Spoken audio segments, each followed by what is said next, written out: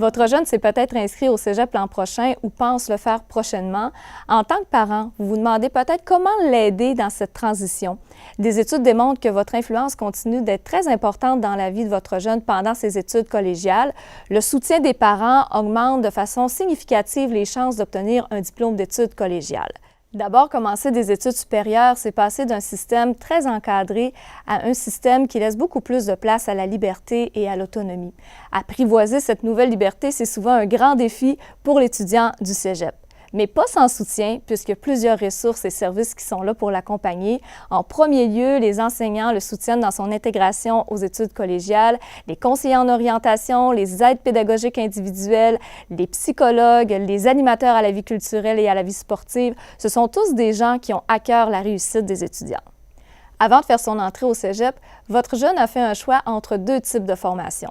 La formation préuniversitaire de 2 ans qui mène à l'université ou la formation technique de 3 ans qui mène vers le marché du travail ou aussi à l'université si l'étudiant le souhaite. Au cégep, le calendrier ne fonctionne plus sur une année complète, mais plutôt sur 2 sessions de 15 semaines, une à l'automne et une à l'hiver. Par exemple, un cours qui commence en août va se terminer en décembre. 15 semaines pour compléter un cours, ça va vite, il faut donc se mettre au boulot dès les premières semaines. Il faut aussi savoir que chaque horaire est personnalisé. Les cours peuvent être d'une durée de 2, 3 ou 4 heures. Chaque horaire comprend également des périodes de pause. Les périodes de pause peuvent paraître longues, mais elles sont utiles. Elles permettent d'étudier, d'avancer les travaux, de participer à des projets, de s'impliquer. Au cégep, les cours exigent plusieurs heures de travail personnel en dehors des heures de cours. Il faut donc être discipliné dans ses travaux, bien gérer son temps, bien utiliser son agenda pour éviter la panique de dernière minute qui peut survenir à la mi-session, qui est souvent un moment où il y a plusieurs travaux à remettre en même temps. Vous pouvez aider votre jeune à tout de suite prendre de bonnes habitudes de travail, par exemple en lui suggérant de travailler un petit peu chaque soir dans ses devoirs ou encore d'utiliser un agenda pour bien gérer son temps.